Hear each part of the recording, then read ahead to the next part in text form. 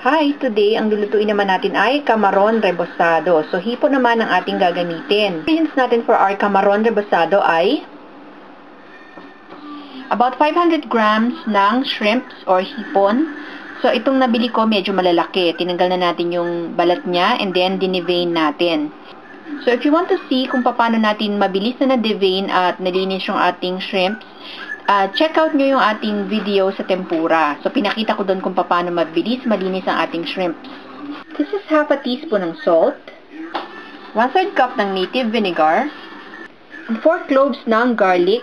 So, kinrush natin siya. Ang natin gagawin is, imimix muna natin yung ating vinegar, salt, at saka yung ating garlic. So, tutunawin natin yung ating salt dun sa ating vinegar. And then, ibubuhos natin yung ating mixture dun sa ating shrimp. So, ibababad natin yung ating shrimps dun sa ating vinegar mixture for 1 to 2 hours. So, takpan muna natin siya ng cling wrap and then ilagay natin muna sa ref. So, babalikan natin to. Sa ating sweet and sour sauce, ang kailangan natin ay 1/4 cup ng sugar, half a cup ng water, 1/4 cup ng suka or vinegar, 1 tablespoon ng cooking oil, 2 teaspoons ng cornstarch na i-disperse natin sa 1 tablespoon ng water, 2 tablespoons ng tomato ketchup, and 1/4 teaspoon ng salt. So, yan naman ang mga ingredients natin for our sweet and sour sauce. So, para sa procedure ng ating sweet and sour sauce, pagkasama-samahin natin ang ating vinegar, yung ating sugar, yung ating salt, yung ating water, and our cornstarch na dinisperse natin sa water. So, hahaluin lang natin sila lahat.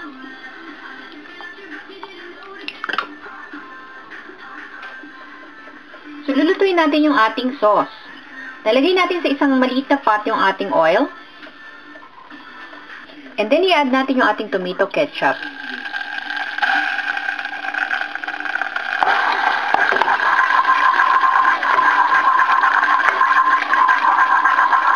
Next, i-add naman natin yung ating vinegar mixture.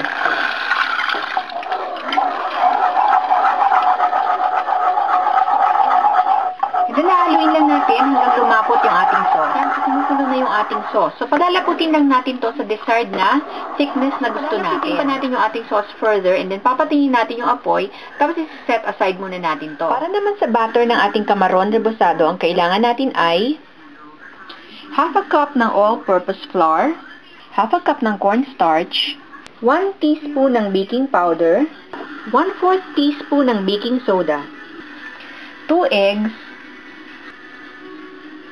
1/4 cup ng water, 1/4 cup ng milk, and salt and pepper to taste. Kailangan din natin ng additional na cooking oil para sa pagpiprito ng ating camaron. So, yun naman ang mga kailangan nating ingredients for our batter. For our batter, pagkasama-samahin natin yung ating flour, yung ating cornstarch, yung ating baking soda, baking powder, yung ating pepper, our salt. So, imimix muna natin yung ating dry ingredients. Ito yung ating eggs. Ibibit muna natin sila. Ito naman sa ating cornstarch and flour mixture, i-add na natin yung ating water. Pati na rin yung ating milk. So, haluin natin sila mabuti. Sama na rin natin yung ating egg. And then, imimix natin sila together until well blended.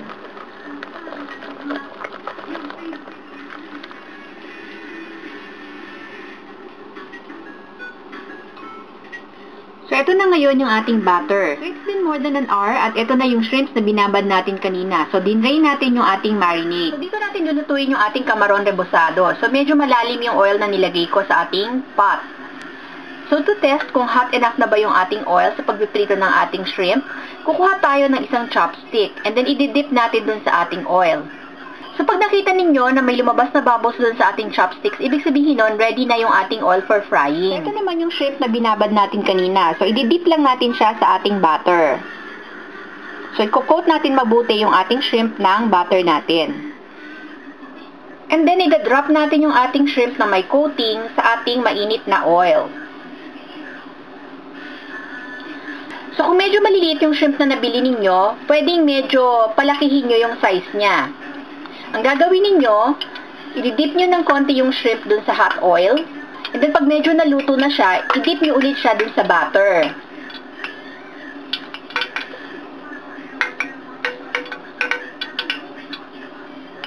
And then, ibabalik natin siya ulit sa hot oil.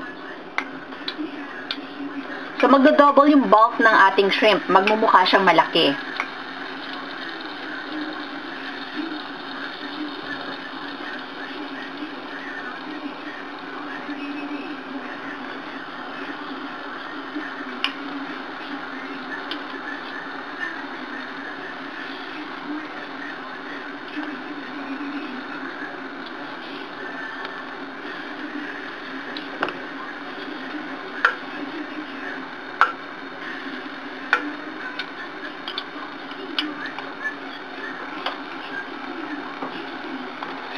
So, turn natin yung ating shrimp kapag medyo brown na yung kabilang side.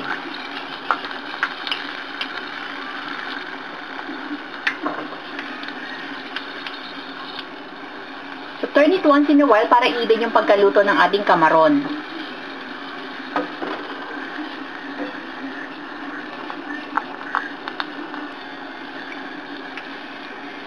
So, huwag masyadong malakas yung inyong heat para hindi masunog agad yung labas ng kamaron and then hilaw yung loob. Mga medium heat lang ang gamitin ninyo. And then, kapag naging golden brown na yung ating shrimp, pwede na natin siyang hanguin. So, gumamit tayo ng slotted spoon para tanggalin natin yung ating shrimp. And then, ilagay natin sa isang platter na may nakalagay na paper towels para ma-absorb yung excess na oil niya. So, gagawin lang natin yan hanggang maluto natin lahat ng ating shrimp. So, balikan natin ito. Ito tayo ng kamaron rebusado. Dapat, one at a time ang drop natin ng ating shrimp. At hindi rin dapat very crowded yung ating oil. So, we're serving our kamaron rebusado. So, nilagay natin yung ating shrimp sa isang side. And then, yung sauce natin sa kabilang side. Naku, you should taste this. It's really good. Para siyang yung kamaron rebusado na nakakain natin sa mga restaurants. Pero ngayon, pwedeng-pwede nyo na siyang gawin sa bahay. So, sana nagustuhan nyo itong ating video at sana i-try nyo itong ating recipe. At hanggang sa susunod ulit, maraming salamat sa panonood.